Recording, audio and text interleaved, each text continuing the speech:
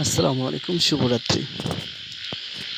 আমরা যারা আগের জেনারেশনের একটা কবিতা পড়েছিলাম যে সত্যি তুমি মহান উদার বাদশাহ আলমগীর। আমি কবিতাটার ভিতরের ছোট্ট একটি লাইন আপনাদের মাঝে শেয়ার করলাম, প্রিয় দর্শক শ্রোতা। কারণ হচ্ছে আমি আজ একটা নিউজে দেখলাম কোনো এক স্কুলে শিক্ষক তার ছাত্রকে একটা চড় মেরেছে। সেটা গিয়ে ছাত্র তার বাড়িতে নালিশ করেছে। ফলে কি হয়েছে জানেন? ছাত্রের অভিভাবক গার্জিয়ান এসে তার বাবা আর মা, হয়তো I don't know about that properly, যে পুরুষ ব্যক্তি উনি কি করলো, শিক্ষক যে প্রধান শিক্ষিকা ম্যাম, ঠিক আছে, ওই স্কুলের প্রধান শিক্ষিকা হচ্ছে একজন ম্যাম। ওই ম্যামের সাথে কথা বলতেছিল শিক্ষার্থীর বাবা, অভিভাবক। সো কথা বলতে বলতে এক পর্যায়ে সেই শিক্ষার্থীর বাবা প্রধান শিক্ষিকা ম্যামের গালে থাপ্পড় দেয়, পরপরই 3-4টা থাপ্পড় দেয়। আচ্ছা প্রিয় দর্শক শ্রোতা, শিক্ষক যারা আমরা পড়াশোনা করাই বাচ্চাদের, বিশেষ করে আমি যতটুকু চেষ্টা করি যে ওদেরকে আঘাত না দিয়ে যতভাবে সম্ভব পড়ানোর চেষ্টা করি। কোনো স্টুডেন্ট পড়া পারে নাই, তাকে বারংবার সেই পড়াটা আয়ত্তে আনার জন্য প্রচেষ্টা করি। কখনো তো পড়ার জন্য মারতে হয় না, পড়ার জন্য মারিও না, পানিশমেন্টের প্রয়োজন হয় না। তাহলে বলবেন যে ওই যে প্রধান শিক্ষিকা ম্যাম, উনি তাহলে ছাত্রের গায়ে কেন থাপ্পড় দিলেন? খোঁজ নিয়ে দেখবেন হয়তো স্টুডেন্ট কোনো একটা বেয়াদবিমূলক আচরণ করেছে। আচ্ছা আপনারাই বলেন প্রিয় দর্শক শ্রোতা, আমরা যারা শিক্ষক স্টুডেন্টদেরকে শিক্ষা দিয়ে থাকি, পড়াশোনা করিয়ে থাকি, তো আমরা যদি ওদেরকে বেয়াদবির জন্য, আদব কায়দা শেখানোর ক্ষেত্রে আচরণ ঠিক রাখার জন্য পানিশমেন্ট না করে ছেড়ে দিই, তাহলে বলেন আপনাদের পরিবার, আমাদের পরিবার, আমাদের সমাজ, আমাদের এই রাষ্ট্র, এই রাষ্ট্রের জনগণগুলো কি ভবিষ্যতে ভালো হবে, নাকি এক একটা রাস্কেল লেভেল, আই মিন বেয়াদব হবে? অবশ্যই শাসন না পেলে কুশাসনে হয়তো সঠিক গাইডলাইন না পেলে মিসগাইড পেয়ে সে অসদাচরণ তার ভিতরে, এবং কি তার ভিতরে মাদক ঢুকে যাওয়ার সম্ভাবনা থাকবে। এজন্য শিক্ষক হিসেবে স্টুডেন্টদেরকে সঠিক গাইডলাইন দেওয়া একজন শিক্ষকের দায়িত্ব, কর্তব্যের মধ্যে পড়ে। এবং তার জন্য যদি আমি মনে করি শিক্ষার্থীদেরকে সঠিক শিক্ষা দিতে গিয়ে বেয়াদবিমূলক আচরণের বিচার যদি না করা হয়, তাহলে কিন্তু স্টুডেন্টটা একটা সুনাগরিক কিংবা ভালো মানুষ হিসেবে গড়ে উঠবে না। আমি বলবো না যে সব শিক্ষার্থীর অভিভাবক একরকম, আমি এটা বলতে নারাজ, আমি এটা বলতে চাই না। কারণ এখনও প্রতিনিয়ত কিছু শিক্ষার্থীর, অধিকাংশ সিংহভাগ শিক্ষার্থীর অভিভাবক এ কথাটাই আজ অবধি বলেন যে এই যে সন্তান দিয়ে গেলাম, হ্যাঁ,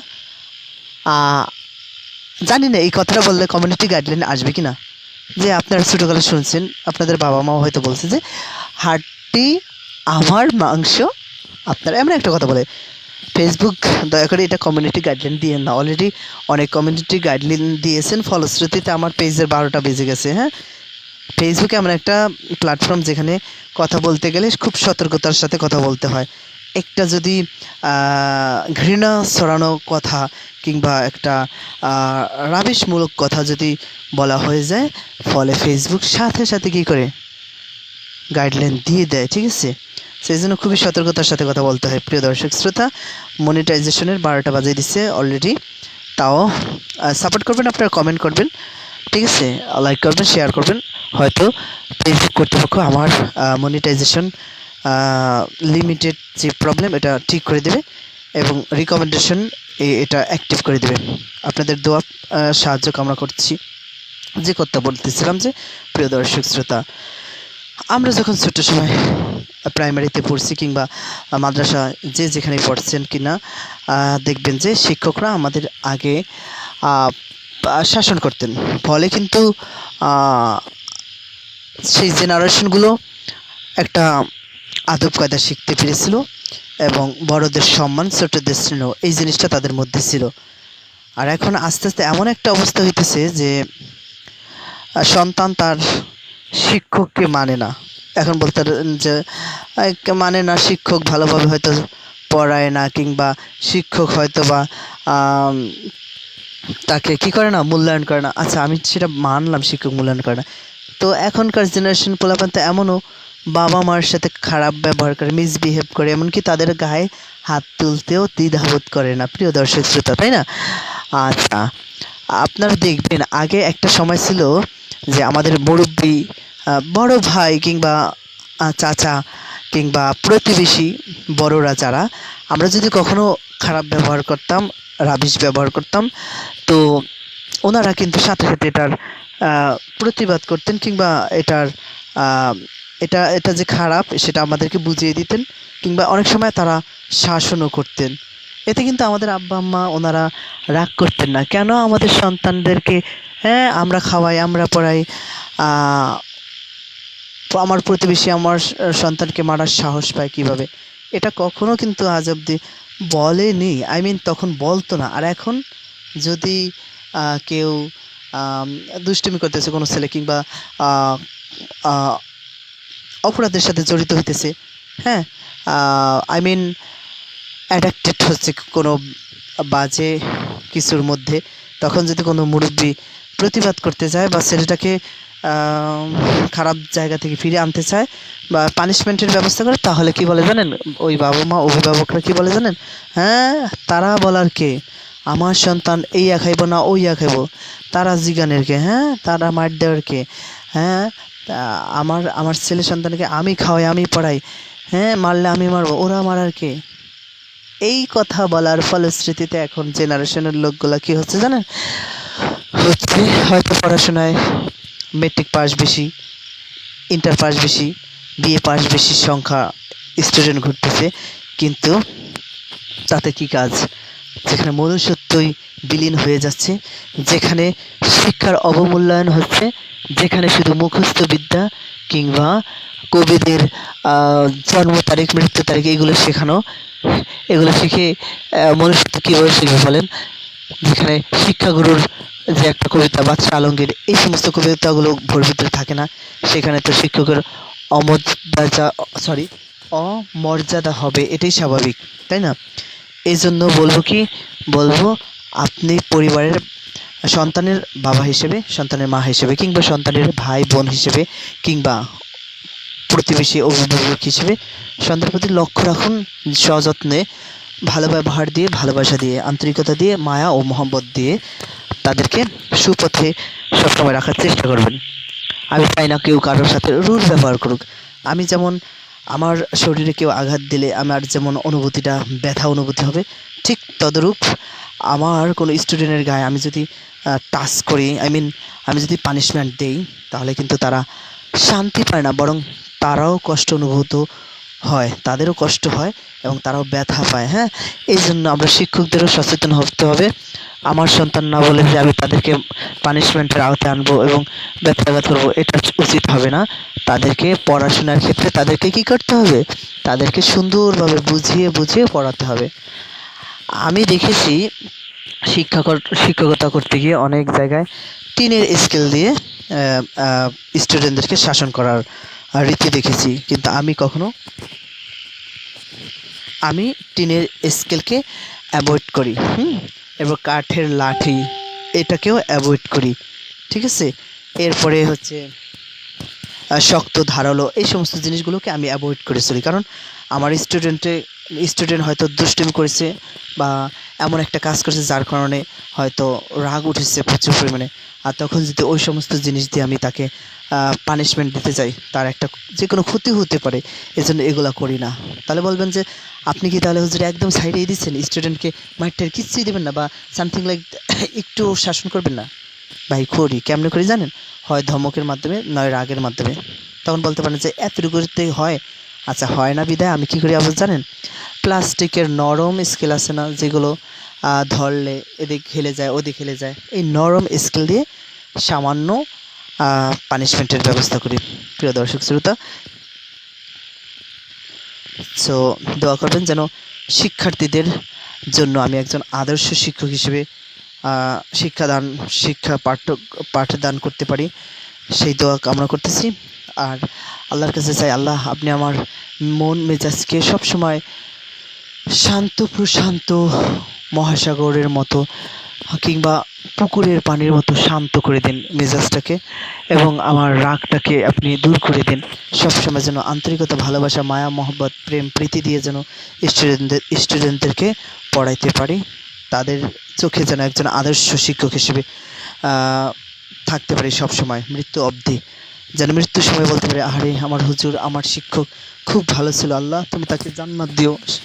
প্রিয় দর্শক শ্রোতা, আমি এই কামনাটা করি সবসময় আল্লাহর কাছে। আচ্ছা, আমি আমার স্টুডেন্ট যারা আছে, লাইভে যারা যুক্ত হয়েছে কিংবা পরবর্তীতে আমার এই ভিডিওটা দেখবে, আমি যদি আমার কোনো স্টুডেন্টকে অনিচ্ছা সত্ত্বেও রাগের মাথায় কিংবা মশা ঢুকে গেল মুখের ভিতরে কথা বলতে গিয়ে, দুঃখিত। আচ্ছা, যে কথা বলতেছিলাম যে আমার স্টুডেন্টদের কোনো যারা লাইভে যুক্ত হবেন তাদের সাথে যদি আমি কখনো পূর্বে কিংবা যারা যুক্ত হন নাই পরবর্তীতে এই ভিডিও দেখবেন, আমার কোনো স্টুডেন্টদের সাথে যদি আমার কোনো মিসবিহেভ হয়ে থাকে বা অনিচ্ছা সত্ত্বেও রাগের মাথায় কোনো তাকে পানিশমেন্ট অতিরিক্ত দিয়ে থাকি, তাহলে প্লিজ পার্ডন মি, শিক্ষককে বলছি। আচ্ছা, দোয়া করবেন সবাই যেন একজন আদর্শ শিক্ষক হিসেবে থাকতে পারি সবসময়। শিক্ষক হওয়ার স্বপ্ন এটা ছোটো থেকে ছিল। এখন বলবেন যে কেন এত এত কিছু থাকতে আপনার শিক্ষক হওয়া লাগবে কেন? ইয়েস, এটা ছোটো থাকতে কেন ছিল জানেন? যখন প্রাইমারিতে পড়েছিলাম 1 থেকে 5 পর্যন্ত, হ্যাঁ, পড়ার পরে যখন ওয়ানে যারা আমাকে পাঠ দান করিয়েছেন, শিক্ষকতা যারা করছেন 1 ক্লাসে থাকতে, তাদের কথা খুব বড্ড মনে হইতো। আহারে, এই ম্যাম সেই শিক্ষক, ঠিক আছে, খুব মনে পড়তো, খুব শ্রদ্ধার সাথে মনে পড়তো। যখন 1 থেকে 5 পর্যন্ত পড়াশোনা শেষ, 6, 7, 8, 9, 10 গেলাম, কিংবা এরপরে ইন্টার কমপ্লিট করলাম, এরপরে তিতুমির কলেজে অনার্সে ভর্তি হলাম। কিন্তু জানেন, সেই যে 1 থেকে 5 পর্যন্ত যারা আমাকে শিক্ষা দিয়েছেন, বিশেষ করে তাদেরকে আজ অব্দি বলতে পারি নাই। যখনই স্মরণ হয় তাদের জন্য দোয়া করি, নামাজ পড়ে, নফল নামাজ পড়ে দোয়া করি, আল্লাহ আমার প্রতিটি শিক্ষিকা ওনাদের সবাইকে আপনি ভালো রাখুন, সুস্থ রাখুন। আমি জানি না কেন দোয়াটা আসে আমার হৃদয় থেকে, আমার মন থেকে। এখন বলবেন যে তাহলে ভাই আপনি কি 6 থেকে 10 পর্যন্ত যারা পড়েছে কিংবা ইন্টার পর্যন্ত কিংবা অনার্স পর্যন্ত যারা পড়েছে সেই সমস্ত শিক্ষকের প্রতি কি আপনার ভালোবাসা হয় না? এটার প্রশ্ন হচ্ছে। আলবত হয়, হ্যাঁ হয়। তবে আমি এটা সত্যি বলে রাখি, আমার সবচেয়ে বেশি ভালোবাসার সৃষ্টি হয় আমার 1 থেকে 5 পর্যন্ত যারা আমাকে শিক্ষা দিয়েছেন। আমার ওইটা শৈশব, ওইটাকে আমি never ever, I never ever forget that time. That was my past, that was my memorable time. So আমি ওই সময়টাকে বলতে পারি না।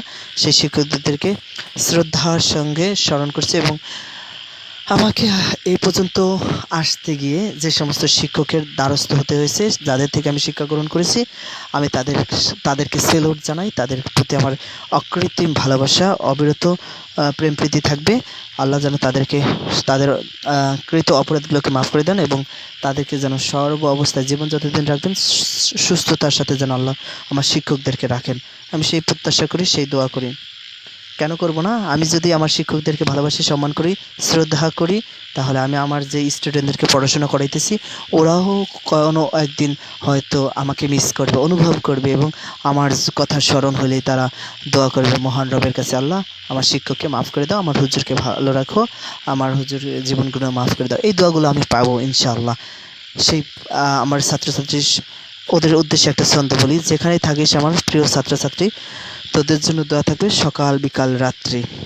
তোদের থেকে দোয়া কামনা চাই, তোদের জন্য দোয়া রাখি। আল্লাহ হাফেজ, সবাই ভালো থাকবেন। সবার জন্য দোয়া ও ভালোবাসা অবিরত। শুভরাত্রি, আল্লাহ হাফেজ।